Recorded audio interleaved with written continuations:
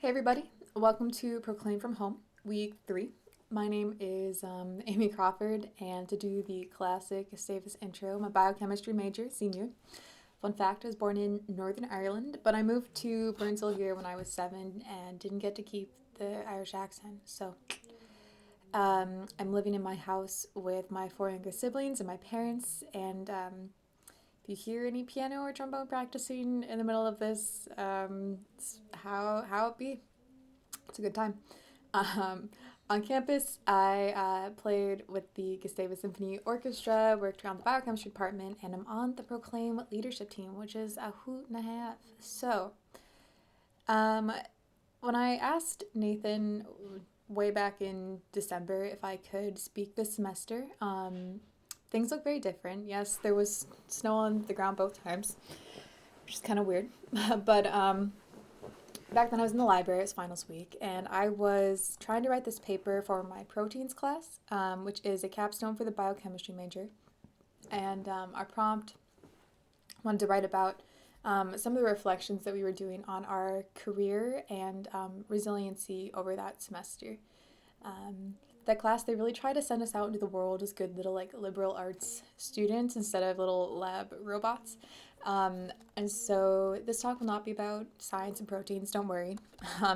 Instead, I'm going to read what I wrote for that class, which is a piece on perfection. So I'm going to read that, and then after talk a little bit, more about what God says about chasing perfection in the Bible, and that will round us out for the day. So,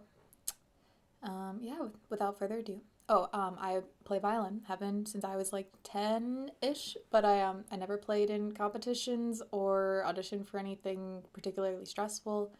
And yet somehow this thing that was supposed to bring joy and music into my life just brought stress, and I placed this burden on myself to optimize and play with perfect technique. I never really felt able to relax into playing this instrument that I had been holding for 10 years. So, yeah, this piece is called What is Lost in Chasing Perfection? Finding the value of continued self-expression in times of perceived inadequacy. The violin is not a forgiving instrument. Any flaw in muscle tension, pressure, or memory is immediately felt by the instrument and it responds in kind. Practice makes permanent. Changing poor technique is a constant battle that seldom feels worth fighting. Everything could always be improved. The height of your right elbow, the angle of your left. Engage this muscle, relax that one, fight your double jointed pinkies. Maybe you should just get a new bow, or new strings, or a better violin. Yet, there is always somebody who will practice more. Someone who will project with a richer tone, somebody who will play every run with precision while maintaining technique. And no matter what you do, there will never be a day when you pick up the violin and play like them.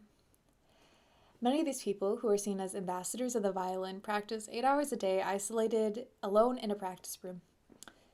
They found their self-worth in how well notes are played and if their bow distribution is perfect. The violin reflects this, responding to physical perfection, yet is unable to share emotions that are not felt. Often it seems as if these players are fighting their instrument to produce the desired sound. Here, something has been lost in chasing perfection. The violin is the closest instrument to the human voice. It responds to breathing and muscle tension, and it suits lyrical music flung out into a large cathedral. It is an inherently beautiful instrument, though it's not often played beautifully, even by some of the most talented players. The innate desire of the violin to portray emotion is becoming suppressed by this new ideal of being a perfect player. The violin is not a forgiving instrument. Every mistake is projected. However, it can divulge every emotion of the player. Somehow, raising your eyebrows translates to a wistfulness in your sound, and the grit that is brought when fighting through emotionally raw tension is relieved when notes resolve with a soft vibrato. Playing with intentionality changes your relationship with the violin, and it responds with similar dedication. Telling a story and drawing out compelling emotions from music written over 200 years ago is as much of a skill as perfect scales. Interweaving a personal perspective on life is not something that can be achieved through brute force or alone in a practice room. Yet often, those players that have the most life experience to share are those with little time to practice, players who fail to divide their bowstroke perfectly into fourths and eighths. There will never be a day when anybody picks up the violin and plays like them. No one else can tell their story. But then why are they so often looked down upon by these perfect professionals? Artistic expression has been set aside for physical prowess. The race towards perfection has unwittingly dulled the magic of musical expression from an instrument that should leave no choice but to be vulnerable. There is unsung beauty in grit, in mistakes, in showing cracks that hint at something below the surface. And as somebody who chases perfection, I am humbled by musicians who are bare and honest. Witnessing my brother play with vibrato on the cello for the first time elicited more joy than any recital I've heard. Being cognizant of this, why do I continue to doubt my musical abilities when I know I have a story to share? I am discovering that there is not perfect or failure. Instead, there are unique perspectives and flaws that provide depth and insight which contribute something of incredible importance and should not be understated. Even if it means I play with a few notes out of tune or a slip of the bow, I cannot lose sight of the value provided by the talents and experiences that I have just because they do not reach my standard of perfection. We are moving into a world where specialization is easier than ever, but so is retreating from challenges. Without self-worth, without awareness of a call to do something greater, it is easy to retreat to a less satisfying but more comfortable life. I'd rather explore my limitations and play without fear of mistake or expression. In this way, I believe I'm living into the long-standing prayer, God, make us truly alive. In being present with suffering and wonder, experienced by both ourselves and others, we open ourselves up to the larger questions and duties that God designed us for. Music gives us a space to explore emotions. It provides the means to embody suffering and wonder, a way to share in music written by others. It's a space to express jubilance so that others can witness and explore joy alongside of you. I long to be vulnerable and plain, despite or perhaps because I am not perfect. I think, Proclaim is a place where we come to worship God often through music.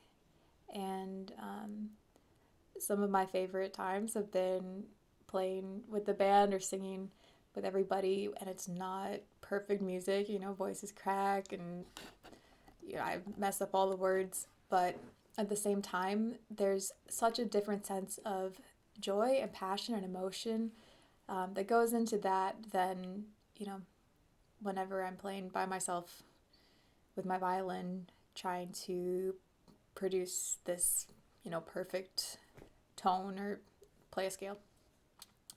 God does not call us to be perfect people, but instead through Him, we will be given everything we need. It was just Easter. Jesus died on the cross and rose from the dead because we are not perfect people and we needed Him to do that for us. God sees us and knows us better than we could ever imagine.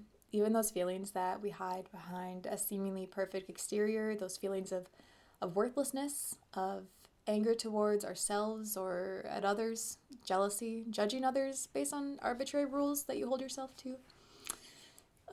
God sees those, and instead He wishes we were at peace and engaging in kindness with ourselves and with others.